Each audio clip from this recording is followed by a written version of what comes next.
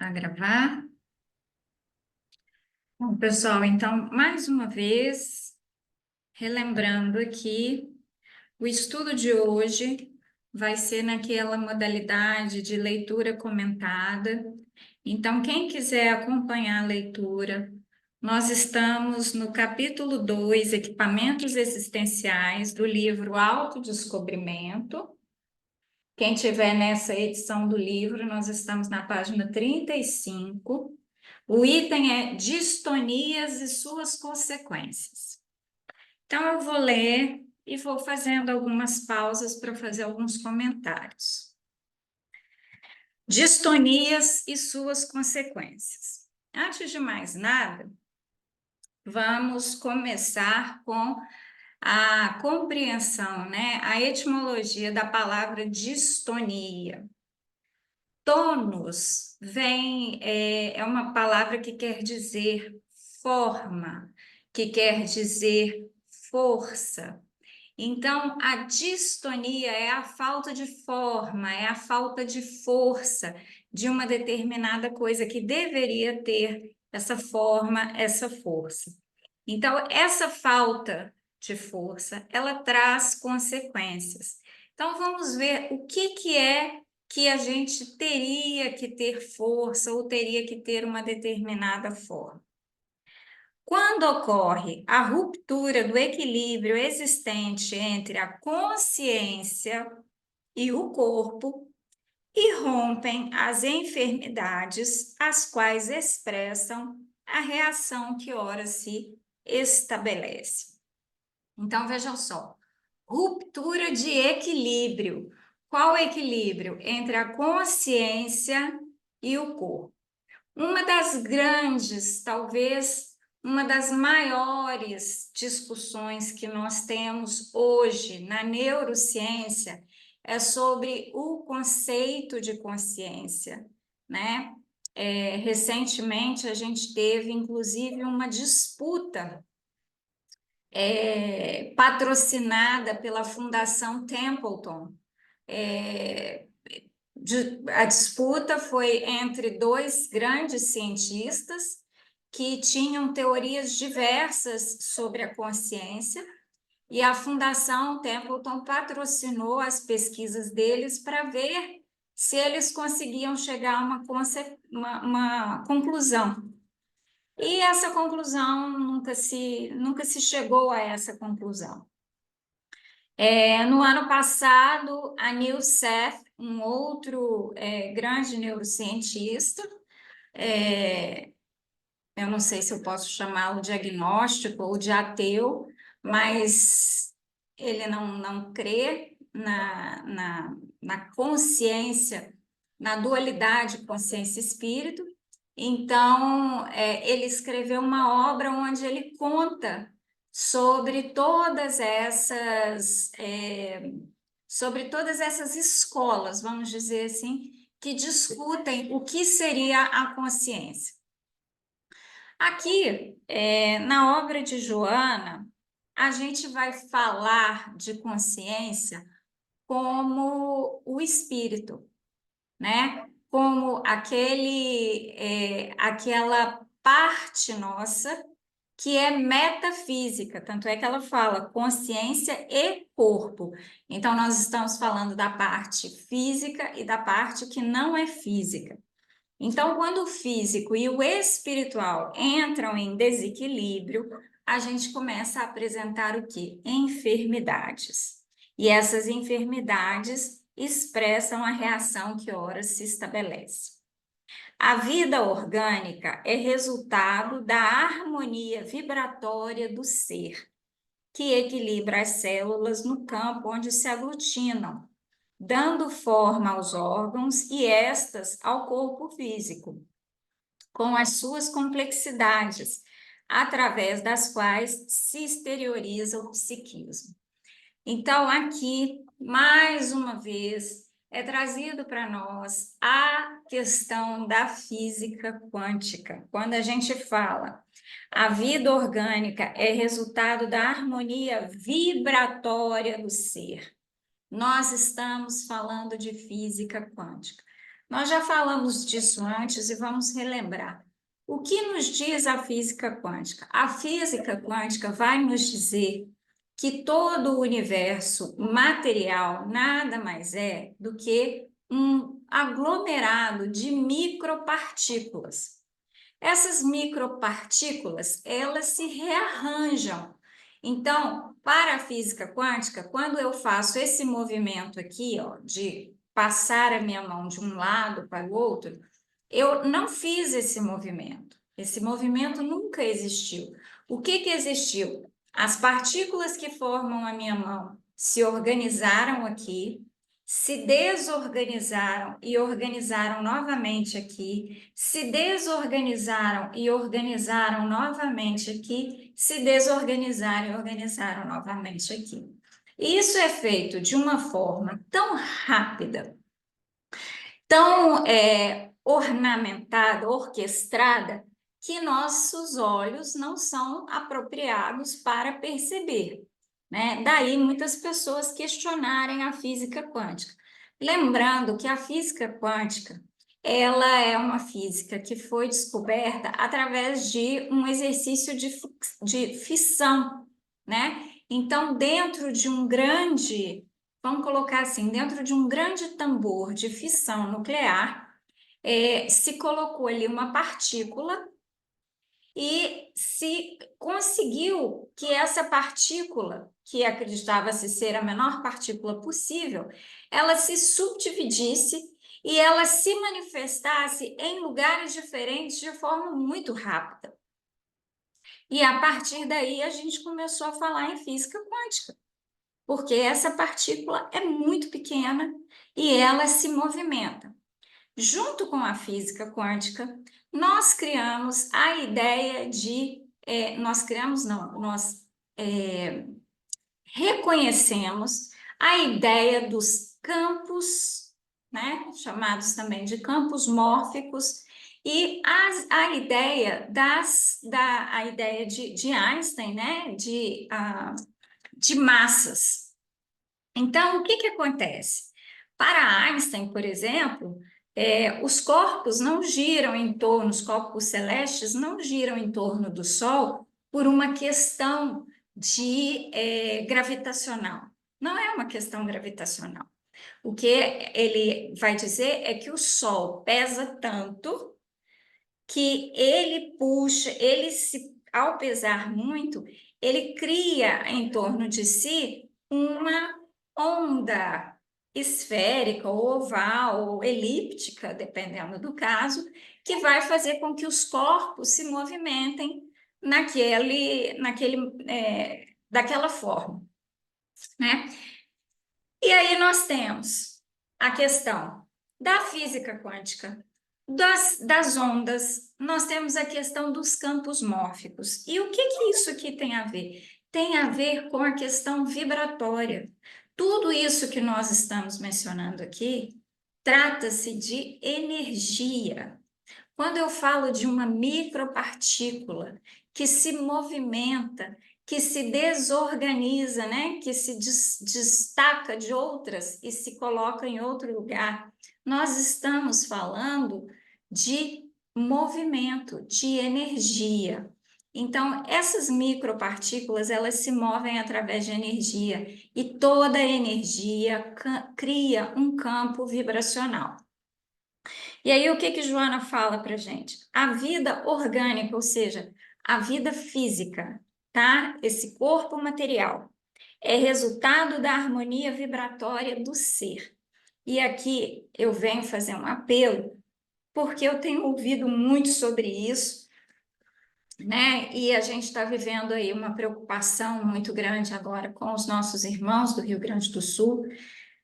E não há aqui qualquer pretensão de diminuir o sofrimento de nenhuma pessoa, mas a queixa, a reclamação abundante cria um campo vibratório doentio. Então, sim, nós temos que mandar preces e boas emanações para os nossos irmãos no Rio Grande do Sul. Nós temos que emanar para eles sentimentos de recuperação, de desprendimento, de esperança e não de pesar. Esse não é o sentimento que a gente quer para eles, esse não é o sentimento que a gente quer para nós. Eu sempre brinco que passamos de certa idade, se a gente acordou, não tem nada doendo, pode chamar o mentor espiritual porque está desencarnado. Mas isso não quer dizer que você tem que começar o seu dia reclamando. Ai, acordei com o joelho doendo, acordei com o pé doendo, acordei com a cabeça doendo. Não. Inclusive, a sua postura de ignorar aquela dor, aquele desconforto, pode até contribuir para que ele passe. Não, olha só, estou começando o dia agora, o sol está nascendo, vamos lá, eu estou bem, vai ser um dia maravilhoso e vamos manter a nossa vibração alta. Vamos lembrar que nós já conversamos aqui que a questão vibracional ela é muito importante porque existe nela um poder de identificação. Se nós sintonizarmos o nosso campo vibracional numa sintonia baixa, nós entraremos em contato com outros irmãos, encarnados e desencarnados, ou situações, ou pesares que vibram nessa sintonia. Então, nessa sintonia aqui baixa, nós temos bactérias ruins, nós temos vírus, nós temos pragas nas plantações, nós temos espíritos, né, irmãos desencarnados que estão ainda no processo de desenvolvimento, ainda muito em um estado muito crítico. Mas se nós elevarmos a nossa sintonia, né, o nosso patamar vibracional, a gente vai entrar em vibração com espíritos e coisas que estão na nossa mesma vibração. Sentimentos elevados, nós vamos conseguir experimentar, às vezes, aquela calma, aquela paz que a gente, né, tanto almeja, aquele sentimento de satisfação, né, que vem para a gente. Nós vamos entrar em contato com pessoas que vão trazer pessoas encarnadas, desencarnadas, que vão trazer para a gente, que vão agregar esse sentimento. Então, há uma importância muito grande. E aí, esse parágrafo nos conta um pouco sobre a autocura, porque quando ela diz a vida orgânica é resultado da harmonia vibratória do ser, que equilibra as células nos campos onde se aglutinam, dando forma aos órgãos e estas ao corpo físico, com as suas complexidades, através das quais se exterioriza o psiquismo. Ela está nos dizendo que nós temos a capacidade de focar o nosso pensamento e tentar, através do nosso pensamento, equilibrar as nossas células que se encontram desequilibradas. Por causa do quê? Por causa de um desbalanço no nosso psiquismo. Então, o que acontece? A gente entra em um conflito, né? Um conflito existencial, um conflito de personalidade, de identificação, e aí aquilo vai adoecer alguma parte do nosso organismo. Ao identificar isso, a gente consegue entrar nesse processo de redirecionamento da nossa energia para esses campos que se encontram adoecidos e tentar alinhá-los novamente. Mas ela traz outra informação nesse parágrafo para a gente. Ela traz a informação de que esse corpo também é representação daquilo, né, da evolução que viemos buscar nessa vida. Por isso que ele é uma expressão, né, ele é uma exteriorização do nosso psiquismo. E ela já falou em outras obras que o nosso psiquismo é um fruto não só dessa existência, como de existência anteriores. Dando prosseguimento, ela diz: um erro de comunicação entre a consciência e o corpo favorece a desorganização molecular, propiciando a instalação de doenças. Então, olha só, se o espírito e o corpo não estiverem em conexão, não estiverem alinhados, a gente vai ter algum tipo de doença. E a gente pode ter essa doença caminhando do psiquismo para o corpo e do corpo para o psiquismo. Então, vejam só, eu posso ter, por exemplo, deixa eu pensar aqui uma forma de colocar isso para vocês.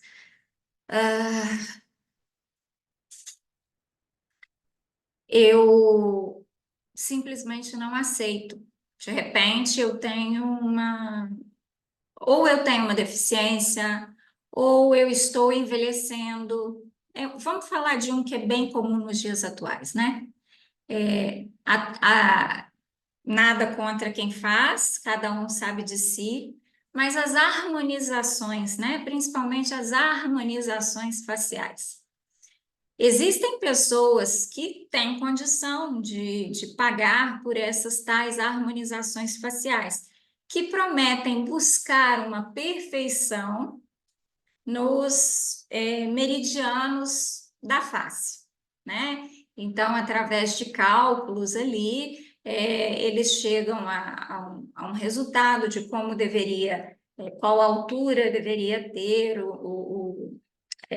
as maçãs do rosto, como deveria ser o nariz, o queixo, e aí a pessoa faz as alterações que acha necessário. Mas vamos imaginar uma pessoa que não tem condições de fazer isso.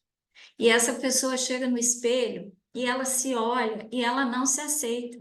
E ela pensa, ai, minhas maçãs são muito baixas, ou, né, vamos colocar aqui, sábado eu faço 45 anos.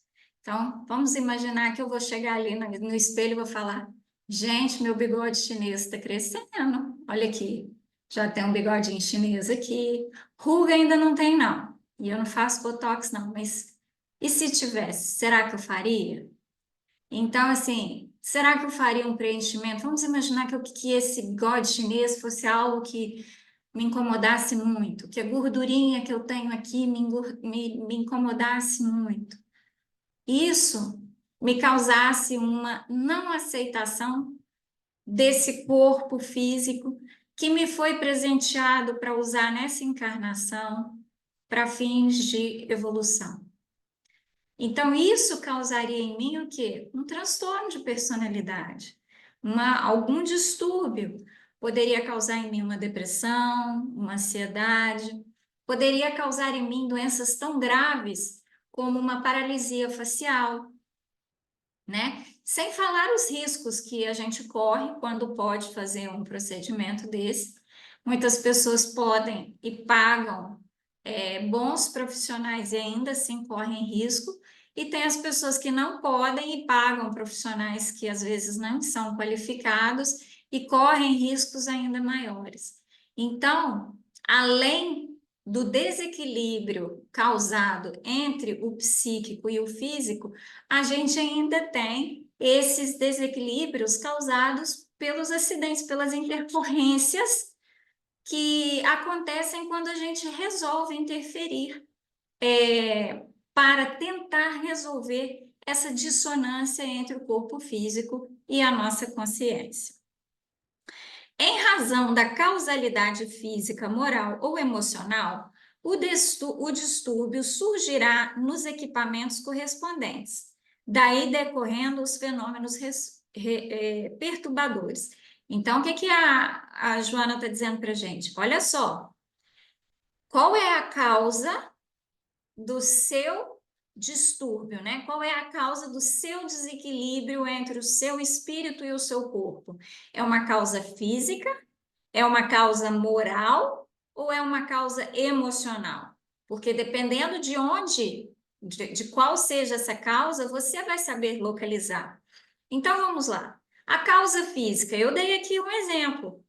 Eu não aceito o meu corpo e resolvo tomar providências, né? Resolvo, vamos supor, não aceito o meu peso e resolvo fazer dietas mirabolantes e tal, e aí eu acabo causando um distúrbio maior. Recentemente, nós tivemos a polêmica da utilização da metilformina, que é um remédio para diabéticos, sendo usada para emagrecimento e causando em pessoas que não tinham problemas de saúde referentes a isso, problemas que agora elas têm, né? Então, nós temos aí uma causalidade física. Moral, nós temos as pessoas que às vezes têm problema com dinheiro, às vezes têm problema com sexualidade, com vaidade, e aí elas vão ter uma consequência, né, um distúrbio em alguma dessas áreas. Então, imagina, para uma pessoa que a sensualidade dela seja algo extremamente importante, ela se vê numa situação onde ela passe a apresentar uma deficiência física que a enfeie, né, entre aspas, assim, que tire dela essa sensualidade, é algo terrível, né? Eu li certa vez o caso de uma mulher que prezava muito por sua sensualidade, que era muito estimada por sua sensualidade, e o desequilíbrio dela na utilização da sensualidade havia feito com que ela desenvolvesse um problema gástrico que ela não conseguia conter a flatulência. Então, que é coisa menos sensual do que uma mulher que solta pum à torta e à direita, fazendo barulho, com mau cheiro e tal? Então, assim, aquilo ali destruiu ela nesse sentido moral. E o emocional? Você é capaz de controlar suas emoções, né? A gente conversa sobre isso na neurociência também. As emoções a gente controla, o que a gente não, quer dizer, as emoções a gente não controla. O que a gente controla são os sentimentos, que é o processamento da emoção. Então, mas as emoções, elas são, hoje que nós temos já o cérebro triuno, que é um cérebro desenvolvido, que conta com um córtex pré-frontal, capaz de ter um pouco mais de controle das nossas funções executivas, a gente tem um alinhamento maior entre as nossas emoções e o nosso corpo físico. Então, eu não ajo por instinto mais. Eu consigo processar e reconhecer que aquilo é algo instintivo. Eu não vou ao supermercado e penso, estou com fome, e abro um pacotinho de batatinha e como ali na hora. Ou eu, pelo menos, não deveria fazer isso. Isso é algo instintivo, você não saber, você não conseguir esperar, né? A gente vê muito isso na criança. A criança ainda está desenvolvendo essa capacidade. O córtex pré-frontal de uma criança, ele tem uma quantidade enorme de neurônios e ele está fazendo um zilhão de sinapses, mas nem todas terão utilidade. Inclusive, ele vai sofrer o que a gente chama de poda neural ali pelos 2, 3 anos e depois na puberdade novamente, porque muitos desses neurônios e dessas sinapses serão inúteis. Então, fica o que realmente é útil.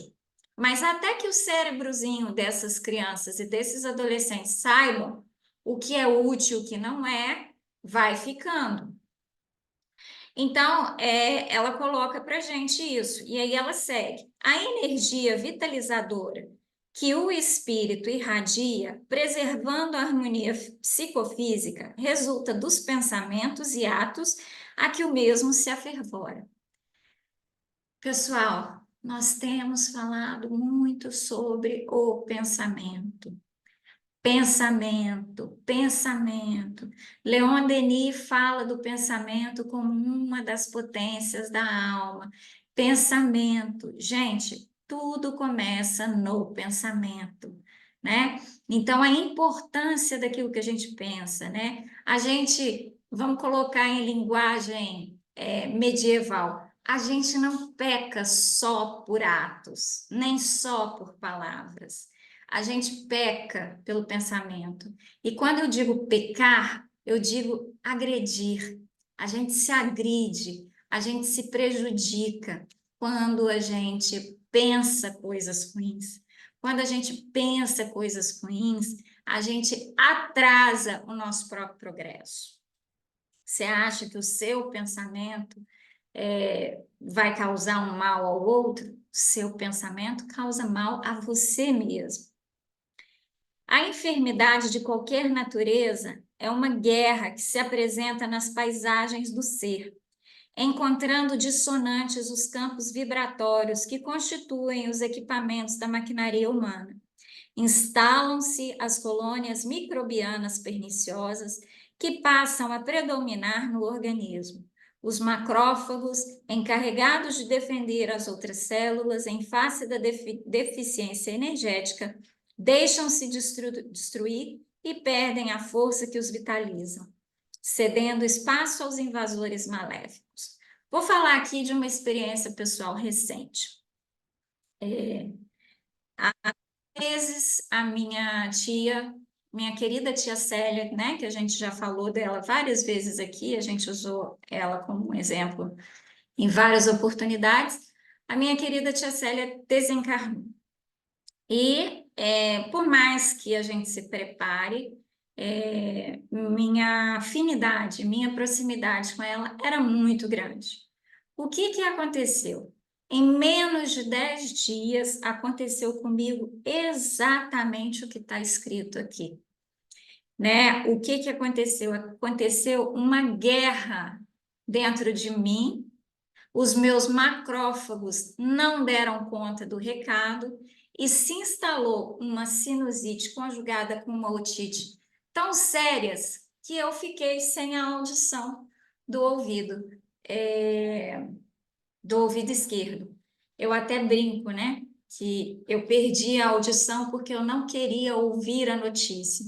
Eu não sei ouvir que notícia, porque eu estava lá na hora do desencarne, fui eu que dei a notícia para todo mundo, então. Então, assim, mas o que que era aquilo ali? Aquilo foi um retrato desse momento em que você deixa o desequilíbrio tomar conta e às vezes nós não temos controle, outras vezes teremos, como nesse caso eu não tive.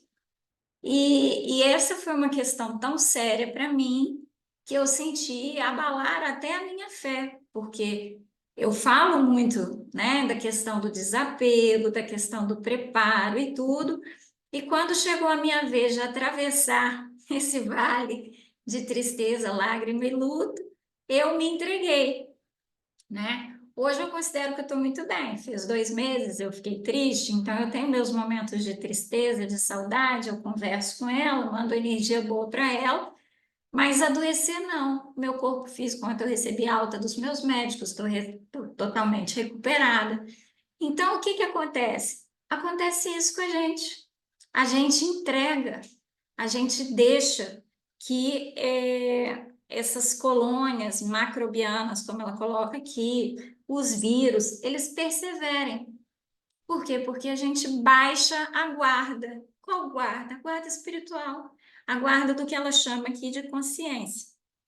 Pergunta-se normalmente por que o DNA, que é a causa primeira e essencial de todas as combinações no corpo, de um para outro momento sucumbe, deixando-se aniquilar pelo vírus e outros agentes agressivos, sem dar-se conta, já que a sua fatalidade biológica resulta do imperativo psíquico, da energia vital que desenvolveu e mantém a vida em todas as suas formas.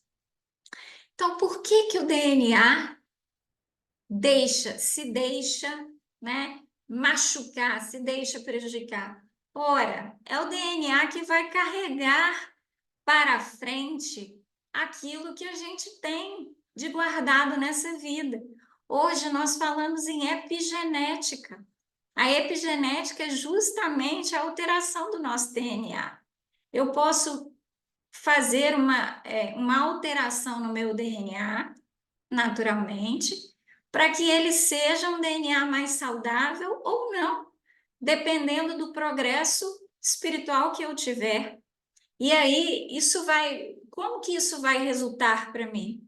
Pode não resultar na próxima encarnação que venha por exemplo, lógico, os meus filhos, não vai alterar nada para eles, mas nas encarnações que vêm, pode ser que elas já recebam essa alteração epigenética que virá. Na raiz, portanto, de qualquer enfermidade, encontra-se a distonia do espírito, que deixa de irradiar vibrações harmônicas, rítmicas, para descarregá-las com baixo teor e interrupção, que decorrem da incapacidade geradora da fonte de onde procedem. Na mesma ordem estão os conflitos, os transtornos psicológicos, os distúrbios fóbicos e outros da área psiquiátrica, mesmo quando a sua psicogênese se encontra na hereditariedade, nos fatores estressantes, nos sócios econômicos, nos psicossociais e emocionais. As causas reais se originam do ser espiritual, que é sempre o agente de todos os acontecimentos que dizem respeito ao ser humano. Então, olha só, exatamente com base no exemplo que eu acabei de dar. Ah, Karina, mas você adoeceu porque você passou por uma situação de estresse, por um sofrimento, né? Então, teve assim, a origem do seu adoecimento teve uma desculpa. Teve uma desculpa. Mas é o que ela está falando aqui para mim? Ela está dizendo, mesmo quando a psicogênese encontra-se na hereditariedade, nos fatores estressantes, socioemocionais, nos psicossociais e emocionais, as causas originais, as causas reais se originam do ser espiritual, que é sempre o agente de todos os acontecimentos. E aqui eu vou dizer, esse ser espiritual, ele deve ser um ser o quê? Evangelizado. Ele deve viver pelo evangelho. Se ele viver pelo evangelho, ele não vai adoecer. Sabe por quê? Porque olha só, quando ela fala aqui problemas socioeconômicos, então vamos imaginar uma pessoa que perdeu o emprego. Seria normal que essa pessoa até adoecesse ou sofresse de ansiedade por causa da preocupação que ela passaria a ter com como que vai ficar minha situação agora. A economia do país está ruim, ou eu já tenho uma idade avançada, vai ser difícil para eu reentrar no mercado, ou N outros fatores. Mas essa pessoa, se essa pessoa tiver o coração dela dentro do evangelho, o que que ela vai pensar? Olhai os lírios do campo, olhai as aves do céu. Nenhum deles trabalha, nenhum deles faz nada demais, mas os dois têm o que comer e estão super bem vestidos. Então, imagina eu, que sou filho de Deus. Vou passar falta? Não vou. Então é hora de botar minha fé à prova. Então, as causas reais se originam num espírito que está afastado do evangelho. Então, aqui a gente vê que a solução para um espírito fortalecido, um espírito que não permite que o corpo se desequilibre e, portanto, adoeça, é um espírito que se alimenta cotidianamente, regularmente do Evangelho, a ponto de vivenciá-lo. A gente já falou sobre isso. O Evangelho não é para ser lido, estudado, é para ser vivido.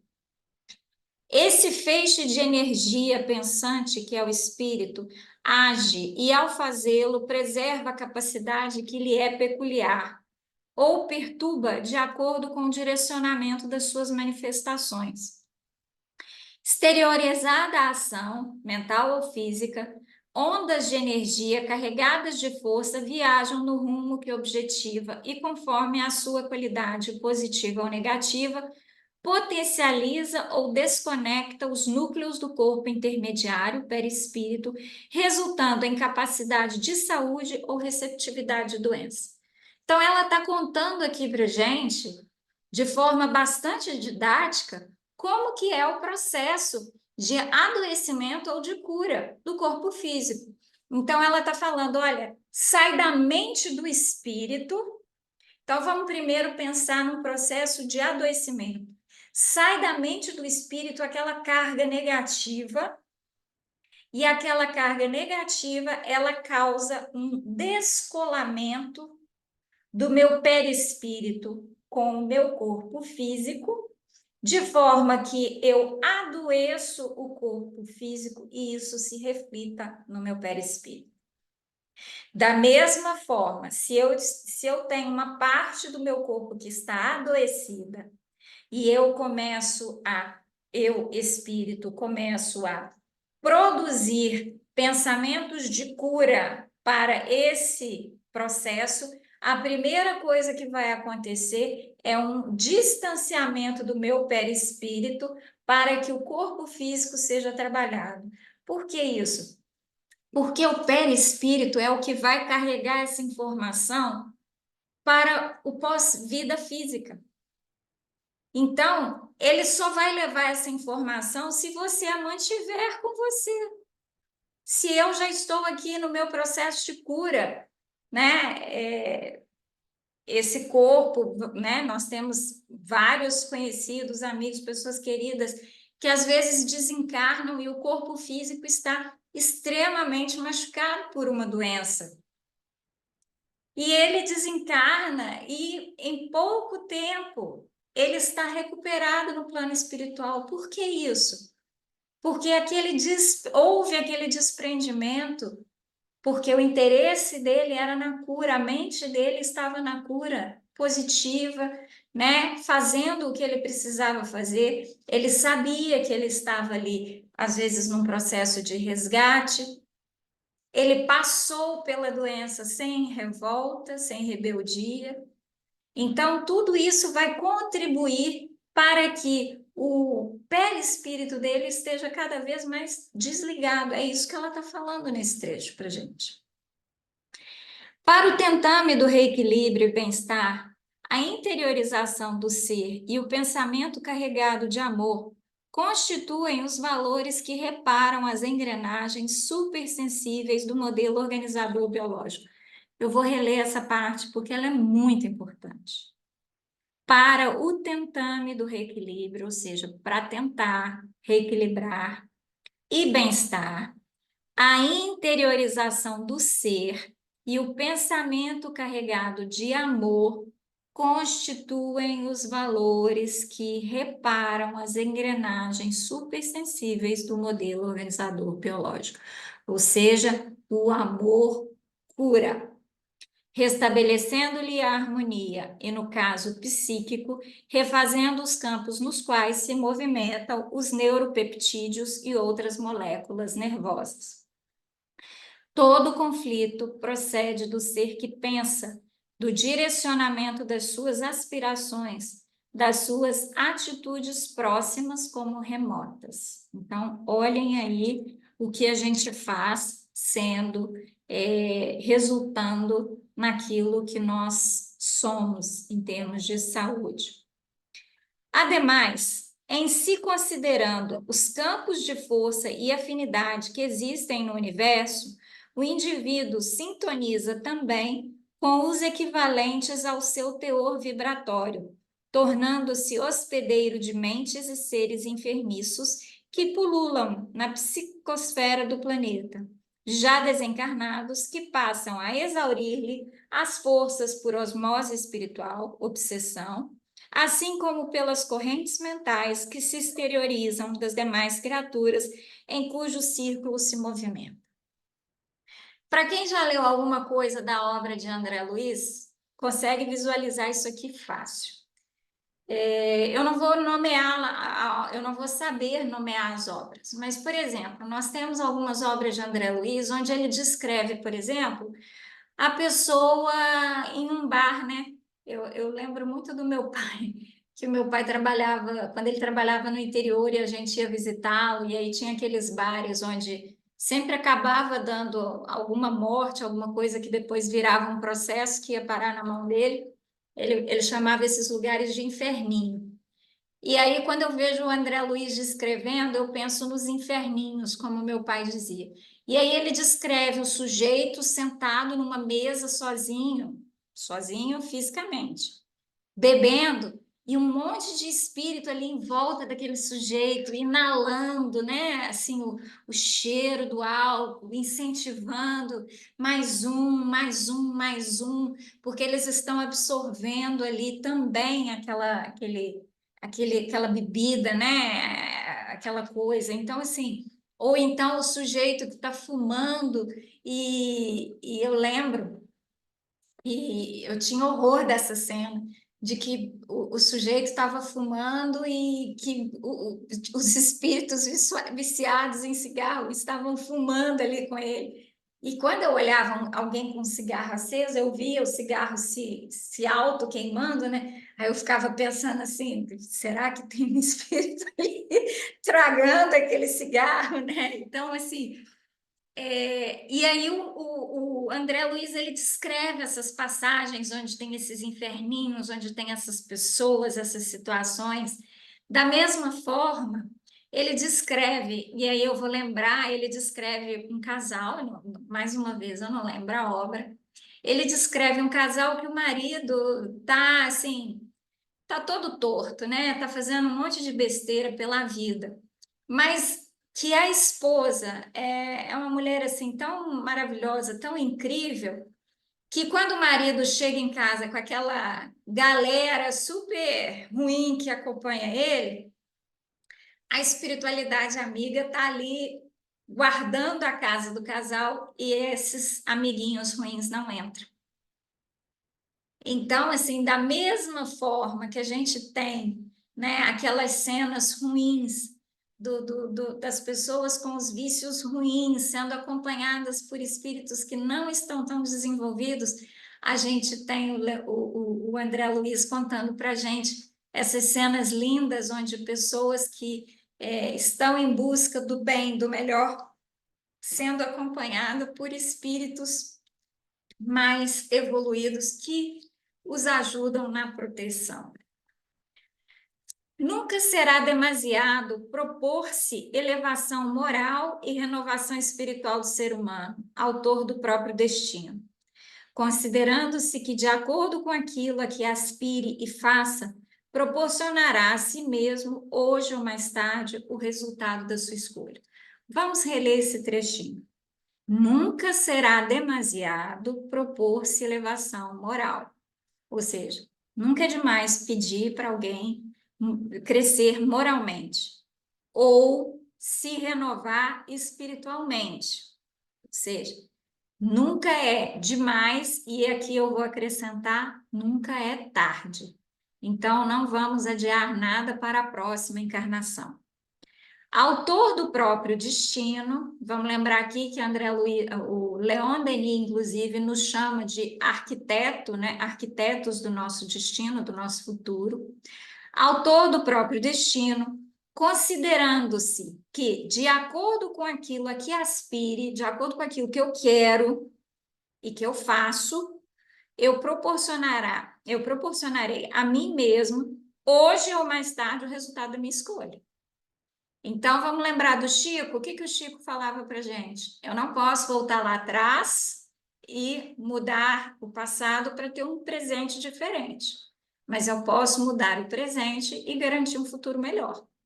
E aqui a Joana está dizendo que esse futuro não precisa nem ser um futuro tão longínquo, que às vezes a minha atitude logo aqui, ela já vai repercutir por aqui mesmo. Então, hoje ou mais tarde, ela usa esse termo. Introspecção, alegria, reflexão, cultivo de ideias superiores, oração, constituem terapias avançadas com os seus efeitos vibracionais positivos em favor de quem os mantenha, produzindo saúde pela recomposição do equilíbrio psicofísico. Alegria, a gente entende, seja alegre, seja positivo. Reflexão, o pensar nas coisas, né? O entrar em estado de contemplação da vida. Cultivo de ideias superiores também faz muito sentido. Oração, indiscutível. Mas por que ela botou introspecção? Né? E aqui a gente vai deixar só aquele recadinho. Nós temos duas orelhinhas e uma boca só. Será que isso quer dizer alguma coisa? A introspecção está aí. Vamos fazer mais silêncio. O nosso silêncio exterior dá ouvidos ao nosso barulho interior, que nos permite nos conhecermos melhor, que nos permite ouvir o outro melhor. Então, vamos fazer mais silêncio, vamos falar menos, vamos ouvir mais, né? Inclusive, eu costumo dizer que uma das grandes caridades que a gente pode fazer é parar para ouvir alguém. Porque hoje o que a gente mais tem são pessoas solitárias que precisam falar, né? Mas não se esqueçam de fazer silêncio para ouvir o que está dentro de vocês. E até mesmo para ouvir a Deus, a gente precisa fazer silêncio. Então, eu acredito que essa é a mensagem que a gente tinha para hoje.